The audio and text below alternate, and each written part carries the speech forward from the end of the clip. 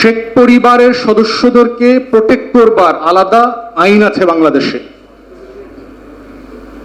এটার নাম হচ্ছে বাকশালী গণতন্ত্র। যেই গণতন্ত্রে একটা পার্টিকুলার পরিবার, এই পরিবারের সদস্যরা, একটা দলের সদস্যরা স্ট্যাটাস পায়, আলাদা প্রিভিলেজ পায়। ইট only happens in the monarch and the kingdoms. এগুলো রাজতন্ত্রে হয়। It's not feasible for a democracy. এগুলো গণতন্ত্রে হওয়ার কথা না। এটা অ্যাপার্ট করেন, সেকেন্ড এক্সাম্পল দেই। বরিস জনসন প্রাইম মিনিস্টার, 2018-19 সালের কথা। উনি পার্লামেন্টে একটা অসত্য কথা বলেছেন ব্রেক্সিট নিয়ে।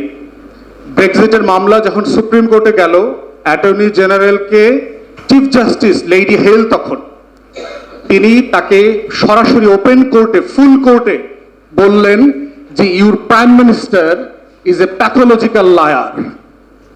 তোমার প্রাইম মিনিস্টার বরিস জনসন আপাদমস্তক অস্থি মজ্জা একটা মিথ্যাবাদী। চিফ জাস্টিস বলেছে। মিলায় দেখেন তো বাংলাদেশে এরকম একটা ঘটনা কাছাকাছি ঘটছে কিনা। কোনো একজন বিচারপতি কোনো একজন প্রধানমন্ত্রীকে এই ধরনের একটা উচ্চবাচ্য কথা বলছিলেন। আমার এই যে সিনিয়র আছেন এখানে, উনি হয়তো মনে করাই দেবেন আপনাদেরকে। এবং এটার পরে কি চিফ জাস্টিসকে ক্ষমা চাইতে হয়েছে? ওখানকার সরকার দলীয় লোকজন কি সুপ্রিম কোর্ট ঘেরাও করছে?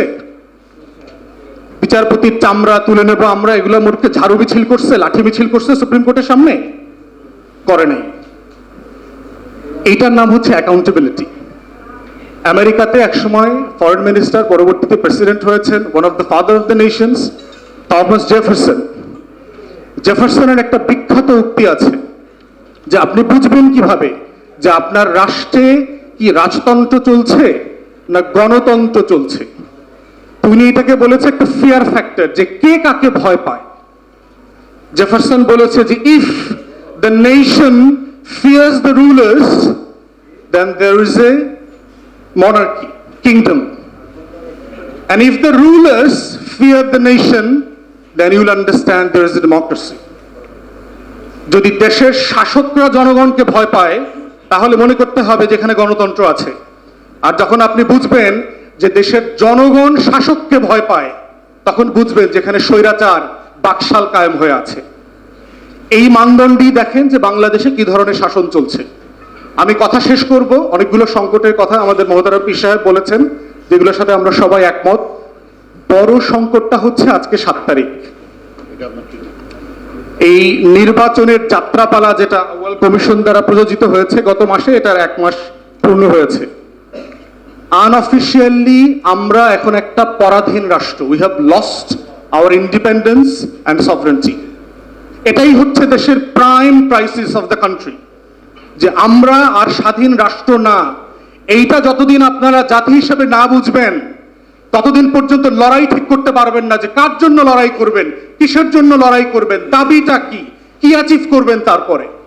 So we must acknowledge at the first hand যে we are no longer a free country. আমাদের 71 সালে একটা মুক্তিযুদ্ধ হয়েছে, ওটাকে শুধু যুদ্ধ হয়েছিল কিন্তু মুক্তি হয় নাই, মুক্তি এখনো হয় নাই। তাই মুক্তির যুদ্ধ আবার নতুন করে চালু করতে হবে, শুরু করতে হবে। 7 তারিখ যেটা পরিষ্কার করে দিয়েছে, লড়াইটা ভোটে আর গণতন্ত্রে নাই, লড়াইটা স্বাধীনতায় চলে গেছে, লড়াইটা সীমান্তে ফেলানির লাশের উপরে চলে গেছে, লড়াইটা ফেনীর ছাগলনাইয়াতে বিএসএফ এর 22 জন নাগরিক হত্যা করা খুন করে মর্দনীয় হয়ে গেছে, লড়াইটা বার্মার সীমান্তে চলে গেছে, একটা পরাধীন রাষ্ট্রে পরিণত হয়েছে এই বাংলাদেশ। অতএব সেটাই হচ্ছে আপনার সংকট, এবং এখান থেকে শুরু করতে হবে যে আপনার জাতীয় শত্রুকে, মিত্রকে কার বিরুদ্ধে ফাইট করবেন। বাকশাল এবং আওয়ামী লীগের বিরুদ্ধে সারা বাংলাদেশ এক জোগাড় হয়ে লড়াই করতে হবে। বাকশাল আর আওয়ামী লীগ হচ্ছে বাংলাদেশের প্রাইম এনিমি। এখানে যদি আমাদের মিসগাইড করা হয়, তাহলে এই লড়াই বারবার তুঙ্গে উঠে আবার বেঈমানদের হাতে পড়ে যাবে। জনগণ বারবার প্রতারিত হবে, জনগণ বারবার রাস্তায় নেমে আসবে, আপনাদের নেতাদের কথায় কথায় রক্ত দেবে, জীবন দেবে, কিন্তু প্রতারিত হবে। তাই লড়াইয়ের মোটো পরিষ্কার থাকতে হবে, লড়াইয়ের শত্রু মিত্র পরিষ্কার থাকতে হবে। তখনই বাংলাদেশ হিসেবে আবার নতুন করে আমরা ফিনিক্সের মতো স্বাধীন হব, সার্বভৌম হব ইনশাআল্লাহ।